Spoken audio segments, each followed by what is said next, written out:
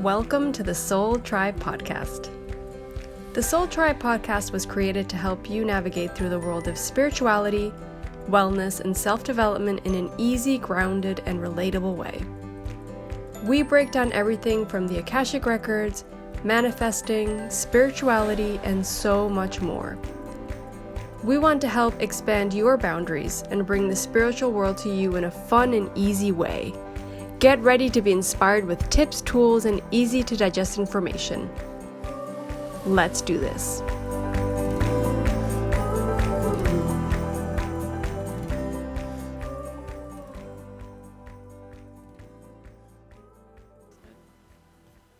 Hey guys, welcome back to another episode of the Soul Tribe Podcast. I'm laughing a little bit. I'm laughing a little bit because I was just like talking random life stuff to Lorena while we were preparing, and my Spanglish kicked in, and Lorena started laughing at my Spanglish. Oh yeah. And my voice might sound a little funny too because I just woke up. We usually record, and it's your midday, like middle of the day. It's usually like my 2 p.m. And then for me, it's actually 9 7 a.m. now. Yeah. And yeah, for you, it's 7 a.m. 7 a.m. right now. So thank you for waking up for everybody, Lorena. It's okay. Yeah. I'm here for you guys. I'm here for you. Yeah. Okay, so today we're going to talk about meditating, the benefits, the struggles, what we can get. And the reason why I decided to do this is because I've recently, for like an update, I've recently signed up for the Joe Dispenza course. And there's totally different reasons why you would want to do that course. I mean, that's why he calls it Becoming Supernatural, right? Like his book, because you can heal yourself, to heal your emotional self, your body, like, you know, physical conditions. In my case, I'm trying to manifest. I know that chaos is coming. Totally. And I'm trying to manifest the best version of that chaos possible for myself, basically. Or, like, I want to manifest the what I want to vision. I don't want to limit it because of what's coming. So I'm trying to see how that works out, but that's where I am. But I'm realizing very quickly that the benefit I'm actually getting is my emotional body, actually. Mm-hmm. I just started realizing that. But wait, let's get into, have you did Breathwork course. Have you been using that as like a meditative kind of thing? I use it more before connecting, but I you guys all know my story with the dentist. You know, I get a lot of anxiety. Like literally I think about it and it gives me anxiety. It's really sad. But I will do some breath work before I go to my appointment. I'll do some like at home, and then I'll do some in the car. And then when I'm in the waiting room, I start to do a little bit of breath work. But when I'm in the seat, no, sir. Like it will not, it's all out the window. That's awful. It's all out the window. And it's just like one experience I had. I don't remember you when you were younger. No, this was never an issue. This started once I got my root canal.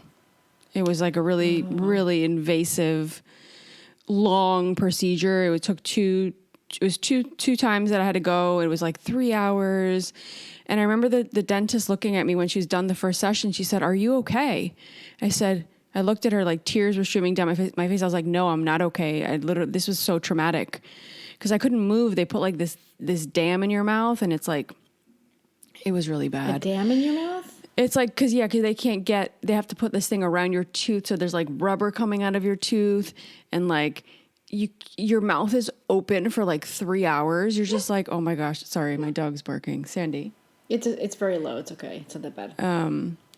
And she's like, you should have told me. I was like, I know, but I didn't expect to get like this. And then she prescribed some like really natural, like anti-anxiety meds that I took, which did absolutely nothing for the second time, but it's like the damage was done. Do you know what I mean? So after that, I think, having gotten like, I felt fine for a couple years because I was doing, orthodontics. Like I had my braces in. So I had a really nice, dentist who I'd go to monthly, and I think that helped me ease. But then it came back. But I've found the root of that, and that to me was with my birth. There was a lot of things with like choking and the amniotic fluid. You've talked about that, yeah. So that's something I found through like family constellations, and it's something I'm still working through. But I have to sometimes get into this breathwork stuff to like. So the amniotic fluid psych myself situation is like you're coming out of the birth canal and that's when you swallowed it? I swallowed it. No, I swallowed it while I was inside and it was kind of like scary. I don't know. That's what they said, that I'd swallowed some of that. So they had to keep me in like, I don't know, who knows, you know, but the breathwork to me helps ground me, like brings me back. Cause my thing with anxiety is I just start to feel off, right? My breathing gets heavy. I start to shake. Your brain just goes anywhere and everywhere, right? Like you start to think of worst case scenarios. So the breath work, when I start to focus on that, especially like equal ratio breathing, like the box breathing, Is that when you hold it for a certain amount of time and let it go for a certain amount of time? Yeah, it's like you take in a specific, like it says, you inhale for 4 seconds, all through your nose. This is how I learned it. It's so hard. Like, it's so hard to do. It's so hard, yeah. But it also takes your mind, you can't think of anything else because you're focusing on the counting, you're focusing on the breathing, you're focusing on like filling up your belly, your rib cage, your chest. So it's 4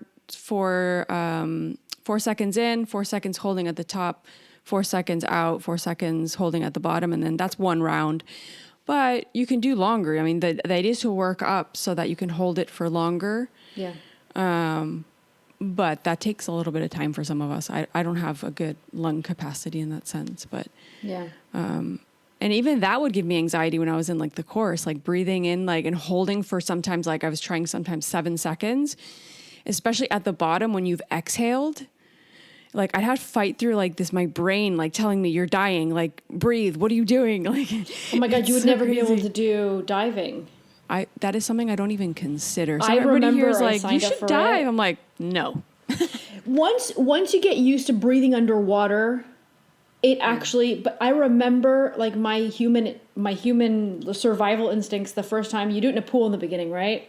And I remember my instructor, she's so cool. My instructor was from Brazil. I was in Cancun. And my instructor was in Brazil, so we got along really well because, Brazil and Uruguay are neighbors. And I was her first student, actually. What? So it was kind of like special for both of us. And the cool thing was she would explain things which I think would take usually longer for students. But since she was talking to me about pressure and density and oxygen and air and all that stuff, I already knew all that stuff from flying. So I was just like breezing through it. I'm like, oh yeah, this, blah, blah, yeah. And she was explaining, I'm like, no, yeah, I understand, blah, blah, blah, blah. And we kind of like easily went through that because of what I knew from flying and the oxygen stuff and density and pressure and lungs and all that. So we flew through that. But like when it came to finally do it all, like I remember going to the pool and I went, oh, I have to breathe. And I remember just jumping out, like coming from under the water to breathe. And I was freaking out. And she's like, okay, calm down. She was really good at calming me down. She's like, okay, calm down. Like, I'm like, oh, I can't breathe underwater. I can't do it. I remember it was so like hard. It was so hard.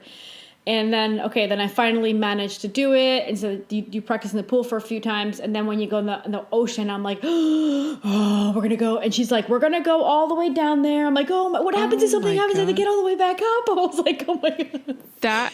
That's like claustrophobia for me. Like I could not do that. But also if you're really, really down, you can't hurry up and go up. You can't. You have to slowly go up and pause in between. And so that was my problem. Like I was like, oh, haul ass all the way up. And I'm like, no, but I can't. It's really scary. Like, yeah, that to me, I don't like feeling trapped. I think I've even had a little bit of claustrophobia at moments in different situations, which weren't very ideal. But I do think like the thing with breathing for me, because meditation I think is a little bit different. We'll get into that in a second. But breathing to me is something you can do at any time. Like no one might, depending on the breathwork technique, but if you're doing equal ratios, people might not even notice you're doing it. And it's something that you have control over. I find that I do it when I start getting emotional. Like, let's say you're in a scenario and it's really bad and you just feel the tears coming. I'm like, oh, like, wow, that really, it like helps me deal with when it's a lot of amount of emotion. Like when it's a lot, just. Yeah, there's also breathwork techniques for releasing when there's stagnation. So that's where breathwork came to me in a Kundalini yoga class that I was like, whoa, how is this breathing I literally broke down. Like no one noticed, but I was like, I was like crying. I was like, oh my God, what's going on right now? So I was like, I thought I was fine. Something. Yeah. And I remember one class I was in, I'm literally getting chills thinking about this. Kundalini yoga, what you're doing stretches and breathing? there's little parts that are breathing. The teacher's amazing, and she says a lot of really beautiful things that I think really hit you in the heart. And I think she was saying something, and she was making us do Kabbalah-bati. I think it's like dragon breath, I think it's called.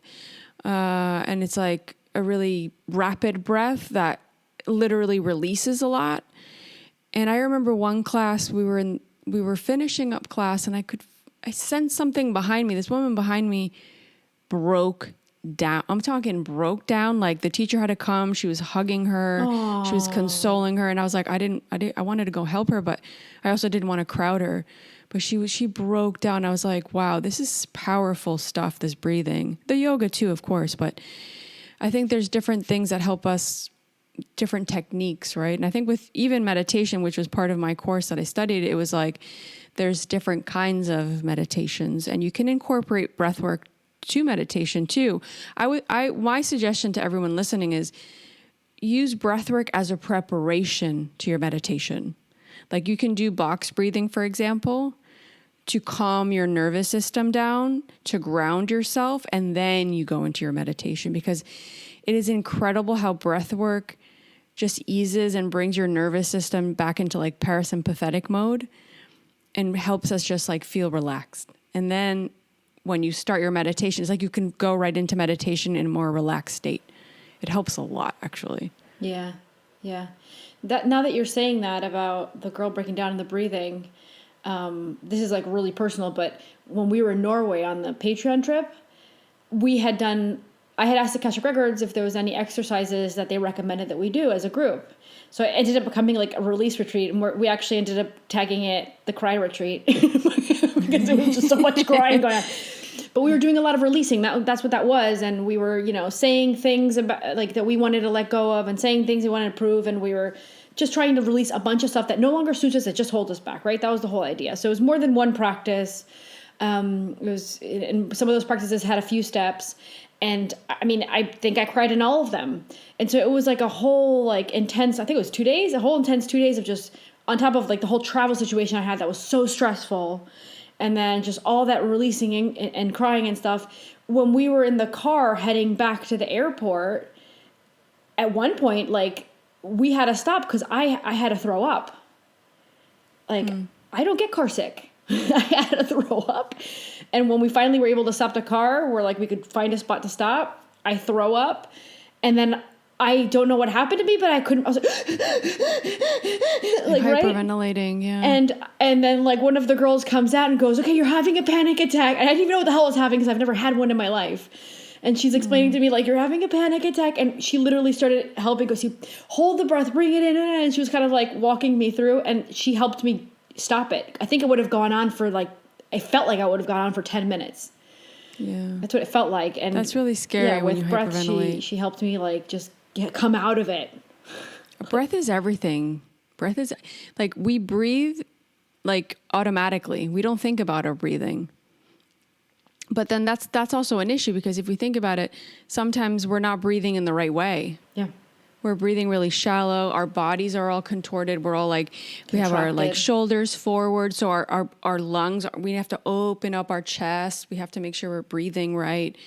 And breathing, it really is everything, because it helps regulate our nervous system so that all of the functions that the nervous system controls can work properly. Because if we're not breathing, then we're not getting enough oxygen. We're not, you know what I mean? Like there's so much stuff that we can just start to feel better if we just start to breathe a little bit, even just doing it a couple of times a day, like morning, afternoon, and night. Doing a couple of minutes of just a little bit of breath work helps us feel a little bit better. I do it a lot with my readings. Like when somebody comes to me for an Akashic Record reading, I do a couple of breaths, like going in. All of the techniques I learned were through the nose. So Wim Hof does a lot through his mouth. Like he's a lot of mouth breathing with certain techniques he has, from what I understand. But the ones I learned were all through the nose. And it's interesting how it helps you just feel more in control too, when you're like paying attention, focusing on something. I think that's the thing with meditation. It's like you're staying present, and then you're just observing what's going on. Sometimes it's not even quieting the mind. It's just when I observe my mind going this way, I treat it with kindness, and then I just redirect it to just a different path with gentleness, right? Yeah. There's different kinds of meditations too, but I think that's the idea. Some people are like, oh, I'm supposed to quiet the mind. Like, your mind's, you may get to that point at some point in your life, but at the beginning, that's like pretty impossible. It's, oh my gosh, it's hard. Yeah. So I did the whole Joe Dispenza course, and he does different types of like meditation, right? So my favorite one's the being present one in his course. Yeah. Like you have meditation audios on there. I'm pretty sure you can also just buy the meditations for those that might just want the meditation, but because he sells, the meditations and things like that. But it was the first day of school for Aurora. It was a new teacher.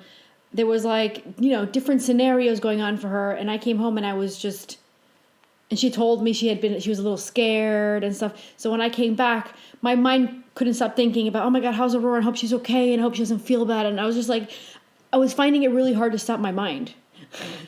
Yeah. But I promised myself that I was going to meditate if I could every morning that I could.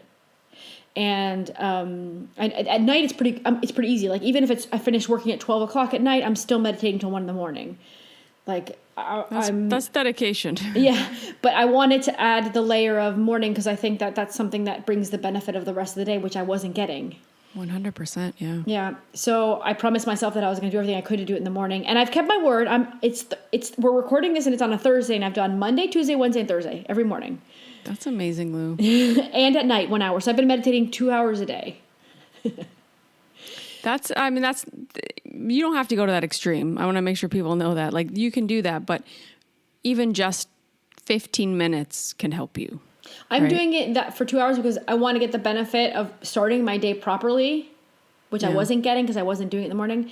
And then I also want to get the connecting with energy and source and cleansing myself out from the day before I go to sleep. So that's why I'm picking those two things. But yeah, you don't have to. I think most people do just an hour a day. So that day, the Monday, the first day, it was like a challenge because I kept going, my brain, I was doing the present. I wanted to do the present meditation where you're present, right? And my brain kept going back to the moments I had just lived at the school with Aurora and thinking about how wonderful she is. And I was like, no, Lucia, stop, go back. Right. So I did get into it at the end, like right at the end when hitting like the 42 minute mark. That's when I finally got in deep, and then it was done and he kind of talks you out of it. I'm like, oh man, I just got into it finally. Try the breath work before you even go into the meditation. Do like 5 minutes of breath work. Yeah, I did breath work. Well, that was the first day. So I'm still gaining experience and finding out what works for me. And I'm using different things that he taught. So yesterday, I'll tell you the insane experience because Lorena, yesterday before yesterday, no, maybe it was Tuesday. So Monday was my first day. Tuesday I did it again, and I hadn't finished his course, and I had experience so I did the last meditation that was in the videos that I was studying from him, and at one point I felt energy hit down the bottom of the spine, all down there, like the root chakra.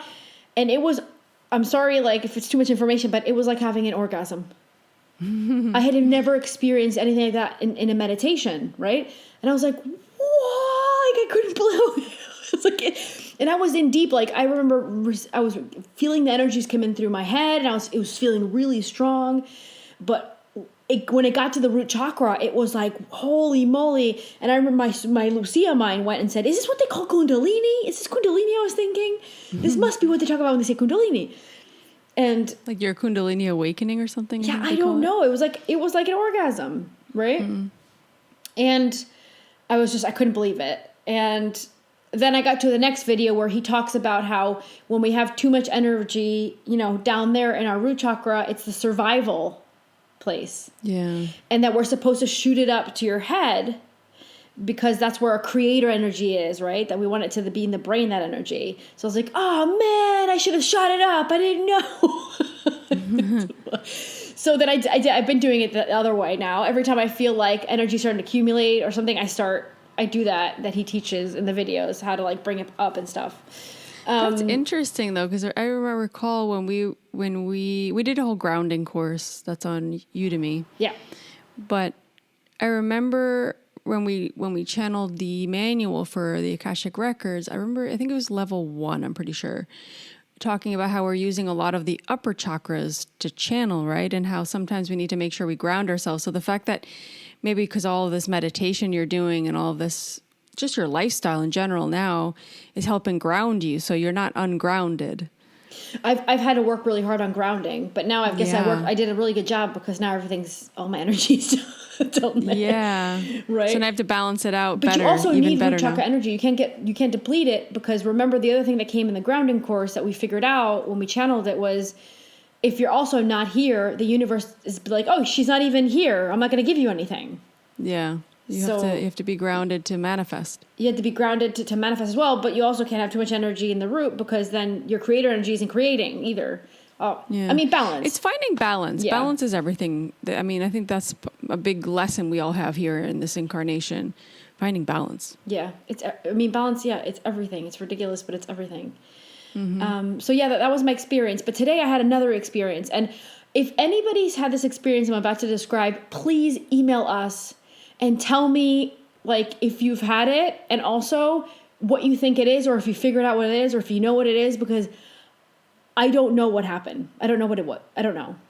So okay. I was in a meditation this morning, and I was doing the pushing up energy thing, because when I start realizing now I'm getting a lot of energy there, like in the root chakra, I push it up, right?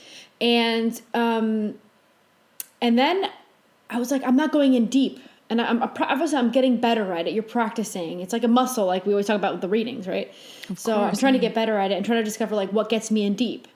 And I've realized, which is something that he teaches, is you have to activate high vibrational emotions, right? Because then that's a frequency coming out, and that's what you want back. And so I was doing a little bit of breathing, not like you're describing, but a little bit of breathing, and I was concentrating that, and I was trying to go in deeper. And I said, okay, wait, I'm gonna go to my heart chakra. I'm gonna try to like feel like I have everything I've ever wanted, and I live in, I'm very content with everything around me. And I was trying to get to a place where like my heart chakra would send out complete happiness and gratitude, right? So I got there, and I was holding that frequency. I was holding that feeling for like an extended amount of time. The more you stay in there, the better you can manifest as well. So I was holding it, and then I started going in deep. So I was like, oh, this, with the breathing and the opening of the feeling, the positive feeling, that's what brought me in really deep. So I figured that out. and then I start feeling a lot of energy coming through my head, like a lot. And I'm sitting up straight, super straight. And then at the bottom of my tailbone, like spine, which is like the coccyx. What is it? Yeah, like your tailbone. Or coccyx is in Spanish. Coccyx? I think so. Yeah, I think it's your tailbone. With tailbone, it goes pop. It popped. Like it wasn't a sound pop. Did you move or no? Did I was totally. My body was so numb. I felt so far away from my body. My body was so numb. I couldn't feel. I was gone. I was gone, Lorena. Like I'm telling you, I did a really good job of going in deep. I was gone. I even felt like I was half in my body. It was amazing. So I almost felt like my limbs felt numb, like I couldn't feel anything. I was out. But when that pop happened, it kind of semi brought me back, and it scared me. So I was like, oh my God, what was that? And I was like, oh, it must have been a bone cracking. I thought like I need some oil up in here or something. I don't know, like a bike. I was like, I don't know what's going on. And so I calmed myself down pretty quickly, because it did scare me. And again, it wasn't the noise pop. It was a feeling inside the body, like a popping right in that area. What? Yeah. It kept happening, Lorena. It must have happened about 7 to 8 times. What? And the coincidence was when the energies were feeling that was coming through my head really, really, really. So I tried it again. I was like, okay, I had to calm myself down. I had to start getting back in. I concentrated on my heart again and started taking out that positive, high vibrational energy of like gratitude and happiness. And I was taking it out, and then I feel the flow coming in from my head, and then pop again. And the coincidence was that every time I would feel the fluctuation of a lot of energy coming in, that's when that thing would pop. The pop started getting less, like, I don't know, severe is not the word, but less intense. Yeah. But it was still happening. And then I started testing it. I'm like, let me see. Okay, heart chakra, send out the emotion, stay there, stay there, stay there, stay there. Energy, okay, I'm feeling the energy come in. And then I was thinking, is it going to happen again? Pop! I was like, what is it? What is happening right now? I don't know what it is. I wonder if that's happened to anybody here that's listening. If it has, please message Lou or me. I need to know if anybody else has because this. She's had this happen, but I'm curious now. You let me know, Lou, if somebody messages you. Sorry, there's a boat passing on the canal, and I might... Oh, cool. I don't know if you can hear it, but... I was thinking about it, and I said... It could be a bad thing that my energy's going... The energy's flowing in through the head because I'm doing a good job of receiving it, and it's getting stuck there. So I kept trying to send it up again, and I would feel that I was properly sending it up. So it wasn't that, because it would still happen. So then I said, well, that's probably not it. I don't know. I Googled it. I couldn't figure it out. Did you? What did you find? What did I read again? People were talking more about popping as a noise. People weren't talking about popping as a as you a should feeling. message like Joe Dispenza, see what he says. Yeah, maybe. You never know, he might answer.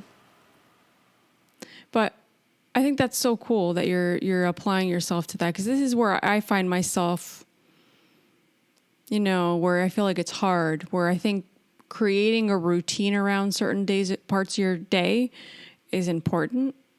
Like I've been thinking a lot about my morning routine lately and like how I start my day.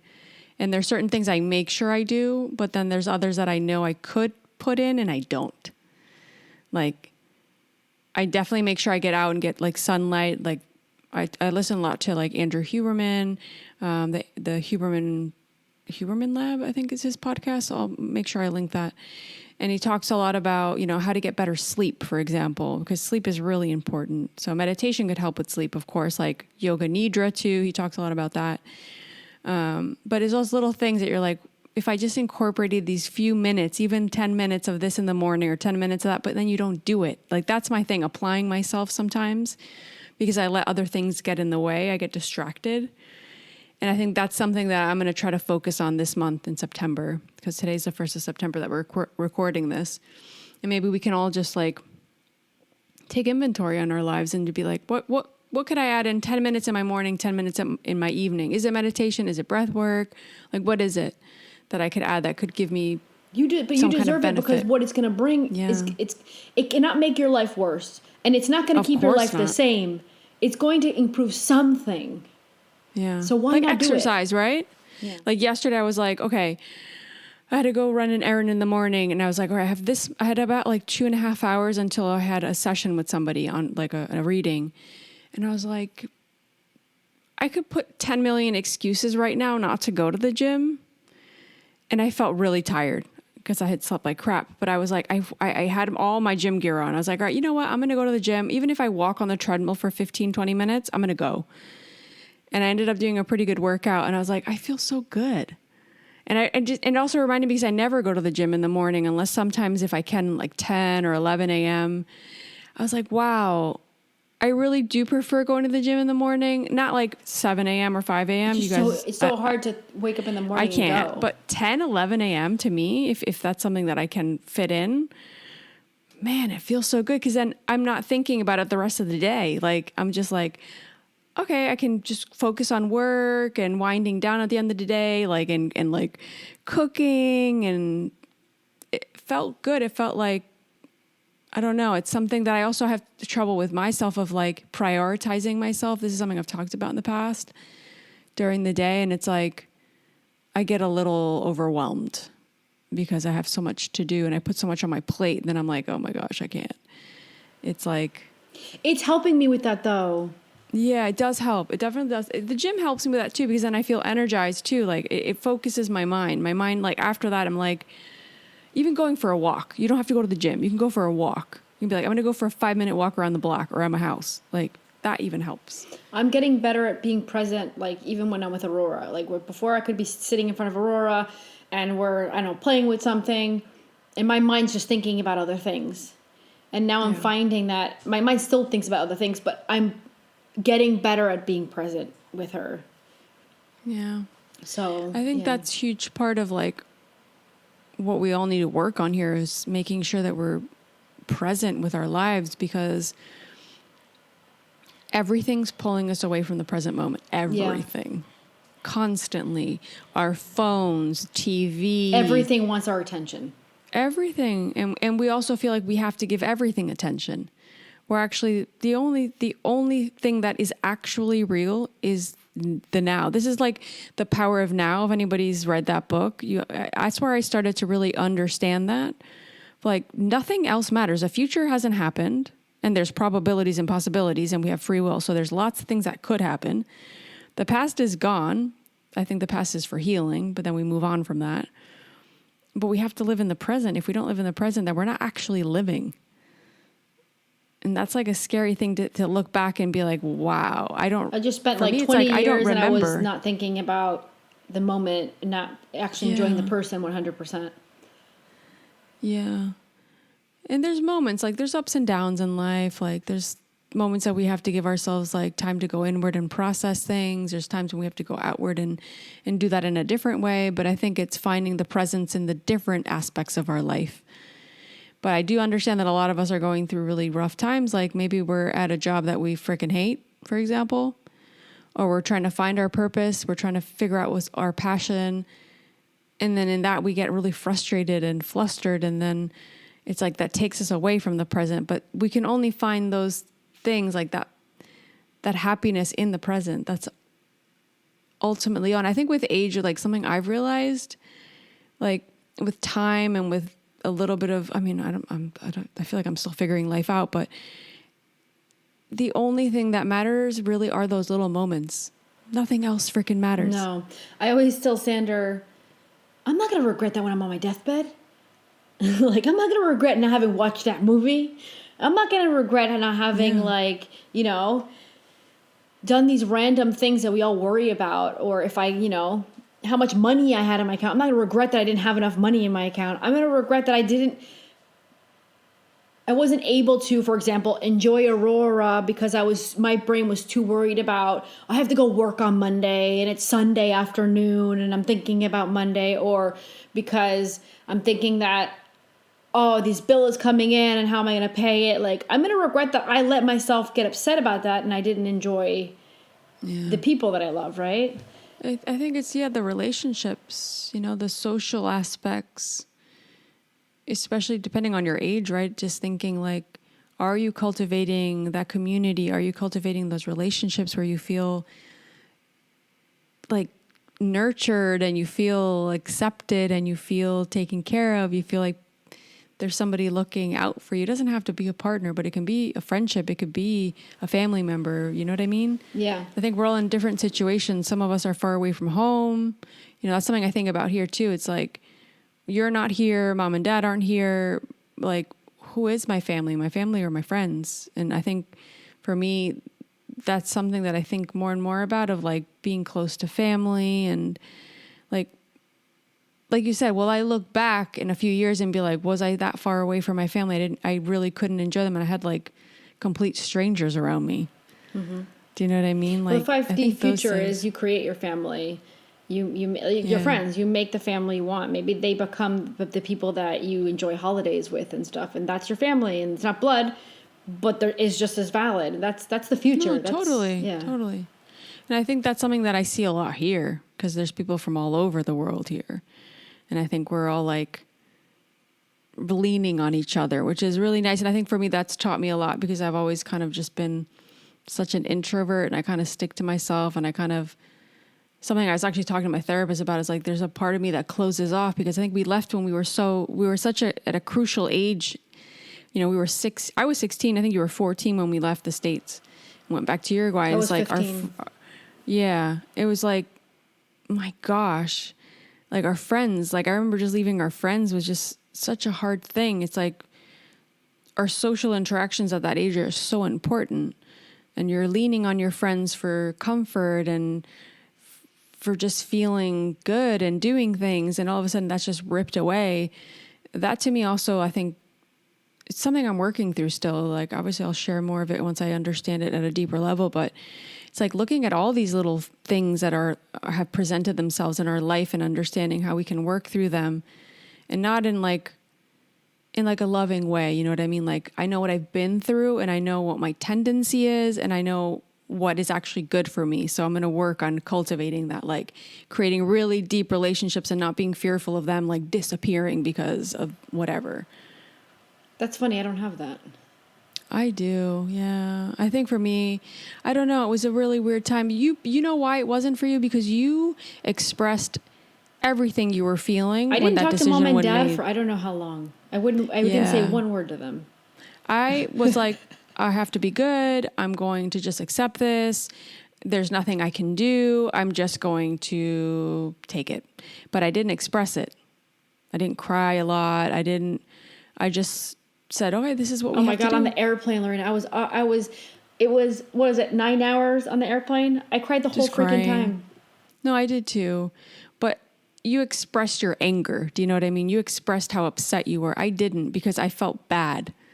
Like, I felt like I didn't want to be Lucia's already giving them too much work. No, it wasn't even that. No, it wasn't even like in a sense, I couldn't understand like that holding that in would affect me in such a negative way later. I had a lesson to learn with that. But it's like my panic attack started 2 weeks after getting to Uruguay. Remember, I started convulsing and shaking. I didn't know what the heck was happening. You felt like you lost, you weren't in control of the scenario, and that was probably the panic attacks. It was the repressed emotions. Yeah. I don't know if anybody can hear, but Wendy's drinking water just in case. I can hear her. Wendy! I love Wendy. She's the best. Wait, the other thing I was going to say is, since a lot of, it's funny that you're talking about all these past things, because what Joe Dispenza constantly talks about and what his course is really a lot about is stop living in the past. Yeah. Because let's say that you're living in that moment where we left and went back to Uruguay, and you felt awful, and you lost your friends, and all the things you were explaining.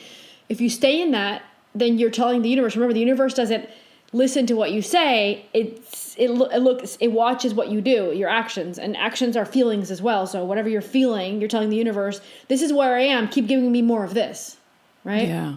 So if you're constantly going back and going, oh, this person over here that really hurt me, or this scenario over here when I had to move and I lost everything, and let me stay there. Oh, and then the universe is going to keep giving you that. So that's something that another reason why I ended up deciding to do this and take it seriously, like the 2 hours a day, is because I'm dead set on reprogramming and getting rid of all that stuff that doesn't suit me. And we're all programs. We always talk about it, but everything in us is a program. Of course it's crazy. Yeah. And yeah, for children, the program that they have is what they got from their parents usually, or what they learned from their, friends or their ambience around them. But everything is always program. Yeah. Yeah. We have the possibility of reprogramming it, but we have to do the work. This is where I think it's not going to the past or living in the past. It's recognizing, like for me, the therapy is helping me recognize my patterns so that I can break them.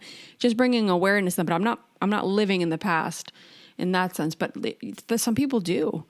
We see that a lot. Like some people stay in that past energy, and maybe I do that in certain aspects of my life for sure. I'm sure if I start to think about that and meditate on that, I'm sure things would come up. But these are old patterns that I'm unconsciously continuing, right? And it's like, I don't want to do that anymore. And the only way you can do that is probably, like you said, you reprogram it through meditation, through certain visualization work. I think, Lacey Phillips, she does a lot of that in her work too, which I think is really interesting. Which I have her program, her pathway membership, and I have not done any Lorena of the work. I know. This month I'm going to do it, and I'm going to talk about it at the end of the month on the podcast. You're being your own worst enemy right now. I am my own worst enemy. I think most of us are. I know I need to do it, especially now. I think there's a lot of things I need to hone in on and reprogram. So I'm definitely going to. Well, this is the era to reprogram, because those programs can't go in the fifth dimension with us, and we know that we're going into fifth. Exactly. So the first thing is, let's get rid of those programs, because we need to create space for the new programs. Yeah. I think this is also where you can also listen to some of Lacey Phillips' podcasts. You can follow her program, Joe Dispenza. He has tons of podcasts that he talks about his method, where you don't have to necessarily be a part of the course. I'll link all that stuff on the show notes. But also Andrew can Huberman. also read the book and then get the meditations online. Yes. But Andrew Huberman also has a couple of podcasts I've listened to that talks about how the brain works and how we can reprogram things with different ways. So he talks a lot about the science around it, which I think is really interesting, especially if some of you listening here are very science-based, or you want to understand things in like a technical sense and then move on to the other part of like the practice. But I think we have to find our own way around it. And we usually are our own worst enemy, right? We get in our own way with things. We all do that in some way or another. And it's not until that moment that we say, okay, I'm ready to cut all this BS and just start to do the work. And there's moments for that. There's moments of different levels of that, the onion layers. Maybe we start with one thing, maybe we add another. But I think really it's sometimes it's creating the habits and the routines around it of doing it. Like, I'm a person that meditates. I'm a person that does breath work because I'm doing it. Yeah. And maybe I'm not doing it perfect, but I'm doing it. But once you surrender, like I realized that with the few practice days I used to meditate before, but this is a new way of meditating for me now. Mm-hmm. And the thing that I've learned recently is when you fully surrender, you actually enjoy it, and then you want to keep doing it. You don't want to miss it. I don't want to miss it anymore. Yeah, it becomes like a high. Yeah, it's like taking a drug. When I tell you that I had that thing where I felt like I was half in my body and half out, and everything was numb, the feeling was freaking amazing. I've had a very few meditations like that, but when I did, I'm like, I felt high afterwards. Yeah. I felt so relaxed. I don't think anything, not even medication's given me that. No, well, if you listen to Joe Dispenza, he'll tell you that a lot of people have healed their depression from meditating, But another thing is I'm working a lot on the heart chakra because, first of all, I know that that's the way we connect to fifth dimension as well. So I was actively, on top of the fact that he teaches you to open up and hold it. The longer you hold the feeling of happiness and gratitude, of course, the more you're showing your action to the universe, right? And that's how you deprogram. But also, and on top of that, I also know from my universal information that that's how we're supposed to connect to change the programs with the cosmos. So they're helping us. If we get to that place, we have to get there though. And I also know that that's where the new programs come in, the old programs go out, and that we connect more with the cosmos, which is the next step of the fifth dimension. So I've been really concentrating on the heart chakra, and oh my God, it's like I opened up a door and now I cannot close it.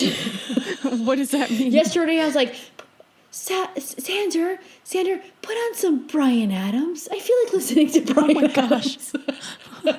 And he put on Bryan Adams, and I was like, I closed my eyes. I looked like a hippie weirdo, like in the middle of the kitchen. I closed my eyes and I was swaying back and forth, and I saw him live here, and he was so good. Yeah, I remember that. I was actually telling Sander that. I was like, Lorena saw him live and came in.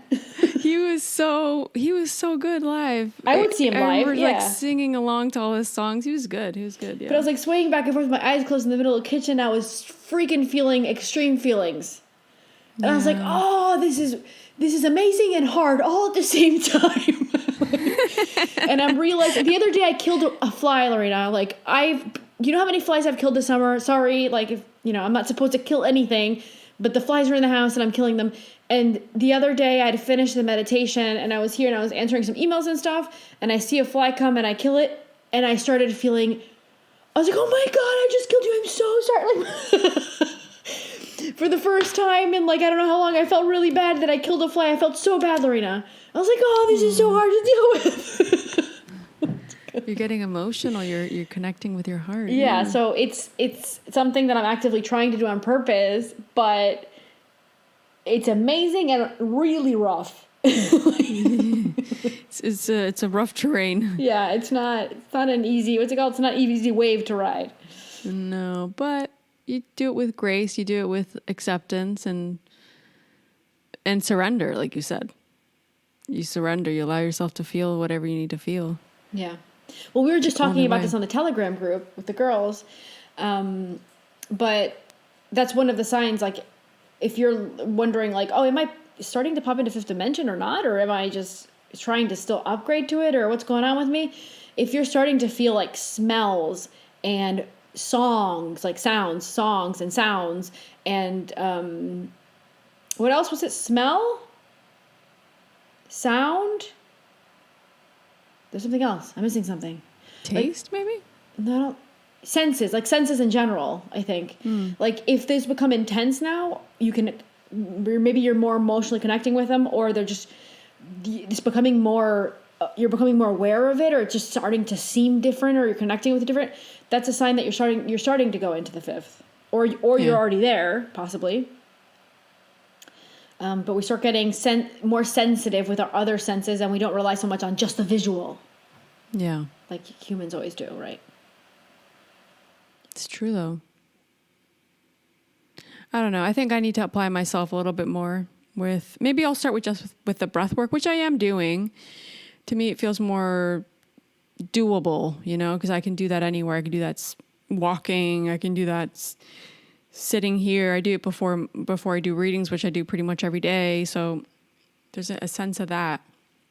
Meditation, I apply more to my readings before I get on a reading with somebody and setting intentions and all that. But I do that too, but myself, you're doing it for someone else there. Yes, I know. I have to do it for myself. Yes. So, yeah, I feel like I gravitate more towards like the guided meditations. Whichever works for you. But the silence to me is also really nice, because it's like, when do we actually find silence? Like turning everything off and just sitting in silence.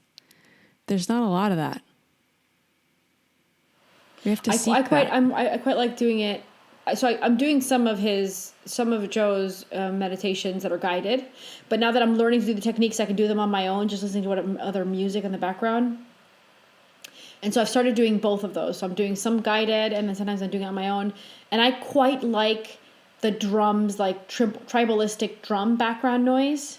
There's something about that helps me, my beat, like my heart beating. The heart, yeah. Yeah, it really listen, like it really speaks to me. It's a word I was looking for. So that's where I am now. Maybe in a month I tell you I'm listening to flutes. I don't know. Yeah. You have to see what resonates with you. Everybody's different. Yeah. And it could be you're going through different stages, because you're cleansing different things out, and you need something different this time. What I remember is when I used to go to this woman back in Uruguay, she did Reiki. She had different kinds of Reiki sessions, and there was one with like Tibetan monks. I remember there was like a lot of chanting. I really resonated with that too. There's an Om one that I found that is so good. Yeah, we did that a lot with the meditations in the course that I did. Like, we would let the Om like kind of pulsate in our mind. So every time our mind would wander, we'd bring that Om, and in your mind, right? You can say it out loud, I guess, if you want, but it was more like bringing that, and that would help bring us back to center every time. Doing Om is good, apparently, because it's the first noise of creation. So you're simulating how everything was created. But at the same time, the vibration it creates in the head actually stimulates the pineal gland. So on top of listening to it, it's really good if you do it so that you can make those vibrations in your like mouth, head, whatever, so that you can stimulate the pineal gland to better connect to your higher self, Akashic records, whatever it is, right, that you're looking for. Yeah. That's so cool. How I would love to get Joe Dispenza on the podcast. Yeah, well, that would be a dream. He's another level. I'm gonna have to manifest that, Lorena. I'm gonna have to meditate on that. Do it. Do it. You never know, right? Never say no. He seems like a nice guy too. Like, he just seems like a guy you'd like. When they're like, who would you sit down and have dinner with? And just chat for like 5 hours. There's a couple of people, but he'd be one of those. I'd be like, tell me everything you know. He also talks a lot about how much he loves wine. Does he really? Yeah. Oh, my kind of person. I like wine. Yeah. That's so cool. That's so cool. Anyway, okay. I mean, this episode really was just to bring awareness to like what Lou's doing, but also kind of as a reminder to myself and everybody here listening, like, let's get our act together. Get on it. Our shiz together, and let's start to focus on our breath work and our meditation, whatever you resonate with. Start releasing the junk that's holding you back. Mm-hmm. And prepare to cry to Brian Adams. I'm okay with that. I cry with like dog videos, so Brian Adams is welcome to help me cry. But yeah, and find your way. And you don't have to spend money to do this. You can do this without music. You can find music. You can there's so many YouTube videos that are guided meditation. Find something that resonates with you and apply that on a consistent or semi-consistent level. Consistency is the key, because if not, you revert back to the everything. Old program. Everything. With exercise, it's like, yeah, if I work out once a month, no, it's a consistency. Like, show up for yourself, right? I have trouble even that with the gym. Do you know what I mean? Like, I think that's a block that I have and that I'm working through. But I wanted to mention a couple of things. I wanted to mention, first of all, I know that some of you might have seen that there was like a scammer that recreated my account. So please know that I do not have any other accounts, do not accept any other people. And also I for the time being, I've put my Instagram account, I'm talking about Instagram, private. So please know that you can still follow me. I'll accept you, but I'm just filtering through because I don't want them to copy my information again and scam anybody, because they have scammed people. People have reached out to me, they were scammed. So, oh no. Yeah, not good. That really like broke my heart. That's and awful. I don't want my account to be private, but at the same time, it's the second time this has happened. That's how I've had mine. I thought it was just easier that way because I don't feel like dealing with that. Yeah, for now I'm leaving it that way, and I'm just going to try to focus on putting more content on my blog slowly. So, people can go on there, they can see my YouTube videos, and I'll have to just organize myself, because for the next month, or I have no idea, at least a month, I'm going to leave it private and see what happens, and then make sure that they don't copy my account again, because this is just not good. Because we're never going to like reach out to anyone and be like, hey, I'm going to give you a reading.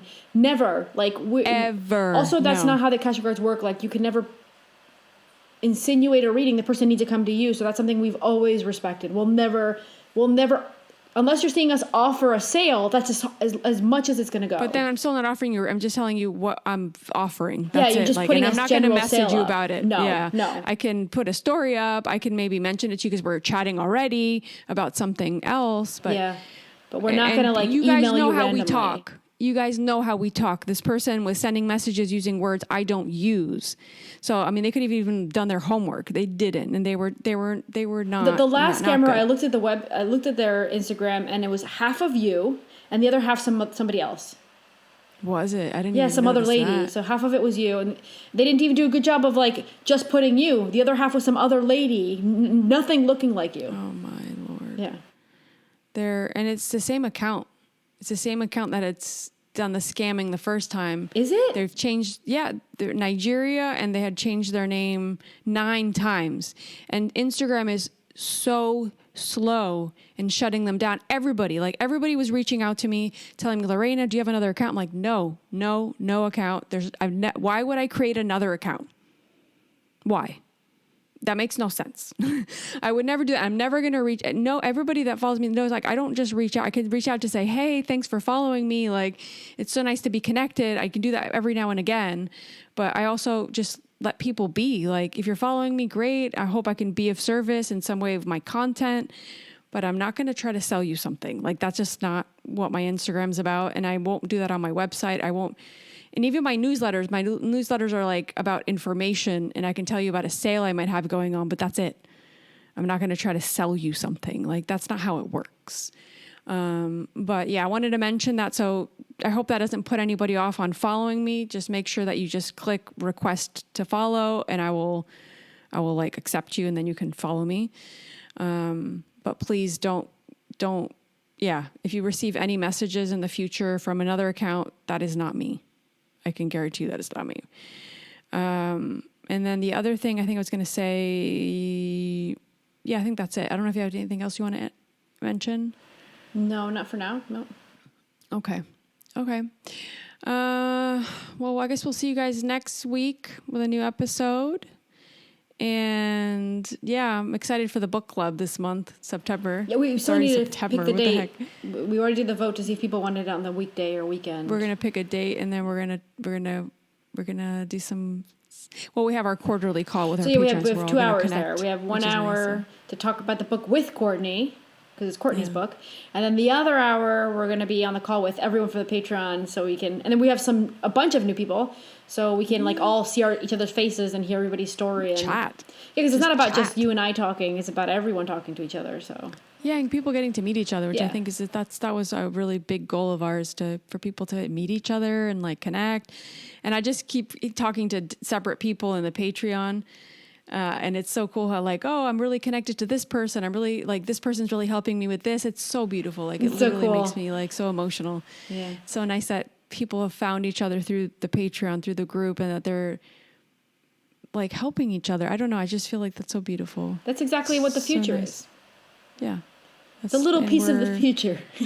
Yeah. We're somehow creating a platform for that. That, to me, makes me feel really good. Yeah, it's awesome. So... All right. We'll connect with you guys next week. Make sure you reach out to Lucia if you do have a similar story or an experience like that. Yeah, and please. I definitely want to hear if anybody had it. Yeah, or even if you want to reach out and give us any advice on the popping, on your journey with on your journey with meditation or breath work, and that'd be really nice. Just or if you have any suggestions instead of listening to Bryan Adams, if someone else is better. I can suggest a bunch of other stuff if you want. I'll listen to the suggestions because I'm going to need some inspiration. Yeah. Yeah. Yeah. All right. We love you guys, and we hope you have a great week. And we're here if you want to reach out to us. Love you. Bye. Bye, guys. Thank you.